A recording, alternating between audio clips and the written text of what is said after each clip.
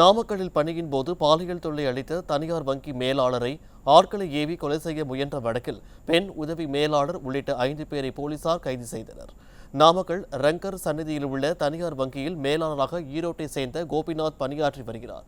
இவர் கடந்த திங்கட்கிழமை மதிய உணவு சாப்பிடுவதற்காக தனது வீட்டிற்கு இருசக்கர வாகனத்தில் சென்றபோது பெண் தொடர்ந்து இருசக்கர வாகனத்தில் வந்த 4 பேர் கொண்ட மர்ம நபர்கள் கோபிநாத்தின் முதுகில் கத்தியால் குத்தி விட்டு தப்பி ஓடியுள்ளார்.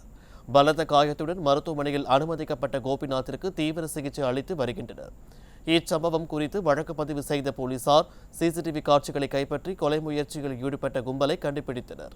பின்னர் அவர்களிடம் நடத்திய விசாரணையில் கோபிநாத் பணிபுரியும் வங்கியில் பணியாற்றும் பெண் உதவி மேலாளர்தான் கொலை செய்யுமாறு கூறியது தெரியவந்தது.